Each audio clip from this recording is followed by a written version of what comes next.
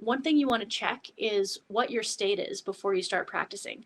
So if your state is such that you're, maybe you've been in GMI for a month already and you're like, you kind of get the rhythm of it and you know what's coming up. And maybe you're at this point where you're like, oh God, like I have to do that exercise again. I'm so bad at that. I can't believe I have to do this. Okay, I committed to it. I guess I'll just do it. Boom. Like, what's going to come out of that, right? So if that's happening, maybe just take a moment and meditate, or it could also just be like, take a deep breath. Like, it could be as simple as that. Take a deep breath and and make a different commitment. Maybe make a commitment to be curious in this practice session and see if there's something that new that you can find in this practice session.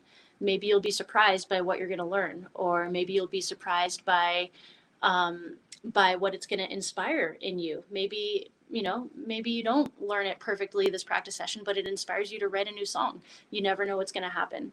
So so if you're feeling that kind of like, a lot of times we have these feelings going into the practice session, and then the practice session becomes a manifestation of that feeling, and then it's just this constant loop. And every day is perpetuating this pretty not so beneficial spiral. So that's something you have control over, and make sure when you're entering your practice sessions that you have a curious attitude, you have a motivated attitude, and just know that if you don't, it's completely up to you. You are absolutely capable of creating a different attitude.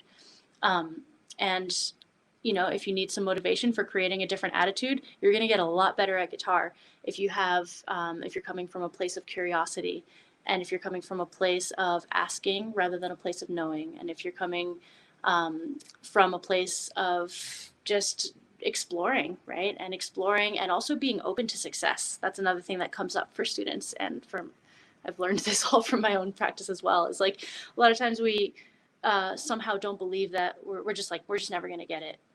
I'll never be that good. I'll never play that exercise. I'll never be fluent. I'll never be able to improvise. And we don't even know that we think this. We just like subconsciously think it.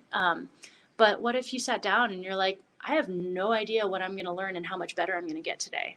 Who knows? Like, it might be miraculous. I might be like a whole new case study of what's possible on guitar, in just 1 hour. So be open to that kind of stuff.